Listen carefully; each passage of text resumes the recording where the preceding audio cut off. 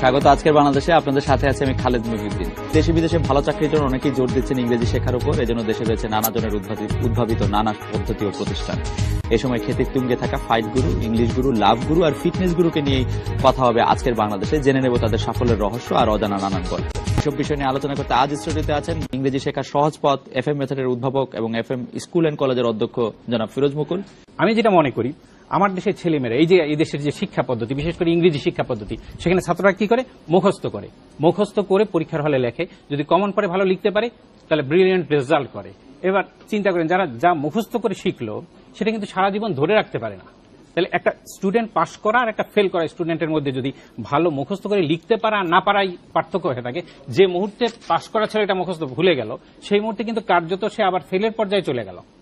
এইভাবে মুখস্থ করে যারা এসএসসি পাস করে, এইচএসসি পাস করে, অনেক সেটা থেকে তখন আমার হলো না, এটা কেমন শিক্ষা পদ্ধতি যে মুখস্থ করলাম, আমি মুখস্থ রাখতে পারলাম না বা কমন পড়লো না, আমি লিখতে পারলাম না, তাহলে আমার সেটা তো সত্যিকারের শিক্ষা হলো না।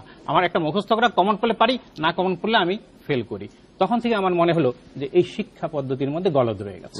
তখন থেকে আমি আমার দেশের ছেলেরা কেন ইংরেজিতে কাঁচা, why are they afraid of English, what should be the right approach to teaching English, এবং কি পদ্ধতিতে পড়ালে তারা খুব সহজে সেটাকে গ্রাস্প করতে পারবে, মনে রাখতে পারবে এবং ফ্রি হ্যান্ড লিখতে পারবে, সেটার উপরে আমি গবেষণাটা করে গেছি।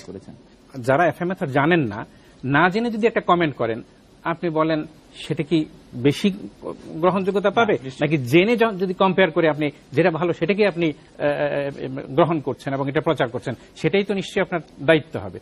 ধরেন একটা পাহাড় আছে, উঁচু নিচু চারিদিকে ঘুরে ঘুরে গিয়ে আমি পাহাড়ের চূড়ায় পৌঁছলাম। তাতে পৌঁছতে আমার অনেক বছর লাগলো। আমি যখন পাহাড়ের টপে পৌঁছলাম, করলাম যে এদিক দিয়ে একটা সোজা রাস্তা, সিরাতুল মুস্তাকিম, সোজা পথ তৈরি করা সম্ভব। আমি যখন এই পথটা যখন আবিষ্কার করতে পারলাম বা দেখতে পারলাম, তৈরি করতে পারলাম, তখন তো আমি আমার জাতিকে সেই পথেই আমি নিয়ে যাওয়ার চেষ্টা করব। তো এই যে কথাটা আপনি আমাকে বললেন যে 15 বছর লাগে না, কত বছর লাগে, এই সোজা পথ যদি থাকে তাহলে তো আপনি কেন, যে কেউ সহজে যেতে পারবে।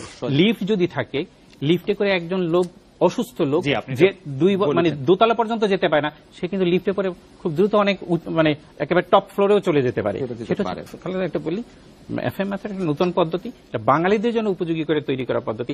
এটা আগে দেখতে হবে, বুঝতে হবে এবং সেখানে বিচার বিশ্লেষণ করে সেটা রায় দিতে হবে। শুধু দেখলাম না, জানলাম না, একটা কথা মন্তব্য করে ফেললাম, এটা মনে হয় অবিচার করা ছাড়া কিছুই না।